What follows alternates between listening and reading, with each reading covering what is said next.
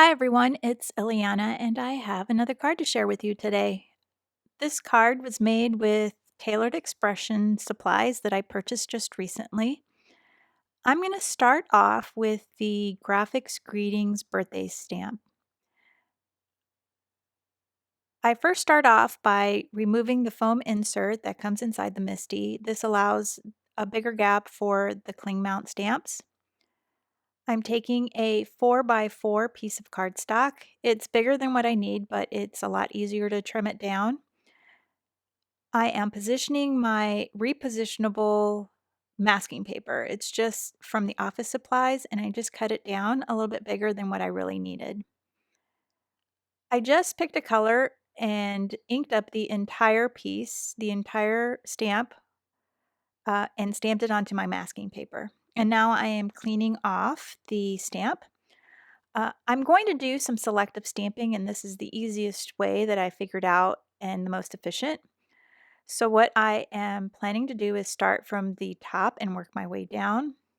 I cut off the first strip from the masking paper, and I'm repositioning my masking paper into the corner of the MISTI, and now I'm starting with my first color.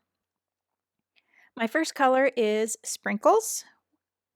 And once I get that positioned exactly where I want, I'm going to take that piece that I cut off and I'm going to put it back to where it's supposed to be. Now I'll remove my masking paper and I'm going to cut the second line. And once again, I'm just going to pop that back into the corner and I will stamp with the next color.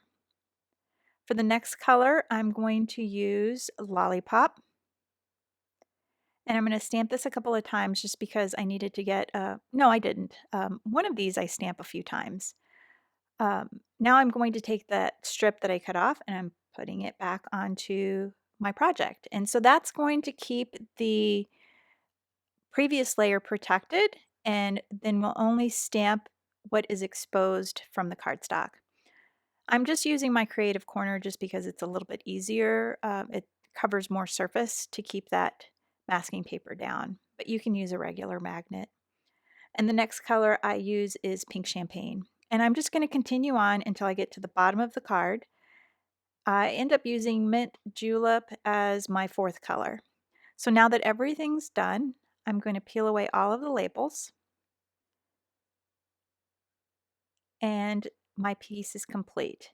You can stop there, but I'm just going to take another step. I'm going to just take some Versamark ink. It's a clear sticky ink, and I'm going to stamp right over it, and then I'm going to use some sparkle embossing powder just to create just a little bit, to highlight the sentiment a little bit more.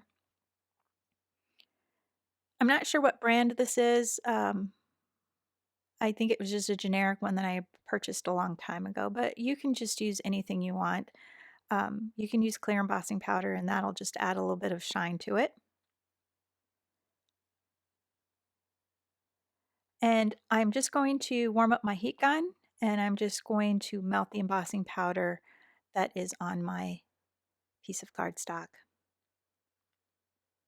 Once that is complete, I'm just going to take my trimmer and I'm just going to trim an even margin around the edge of my sentiment. Uh, I really like this trimmer because you can just put the metal bar next to where you want it to trim, and it just trims right next to that line, so you can really see where it's going to cut, and it cuts pretty straight. So I'm just going to rotate my cardstock. I'm sorry I'm out of frame here, but I just basically just trimmed all the way around. If you don't have a trimmer like this, you could probably just use a ruler and your craft knife.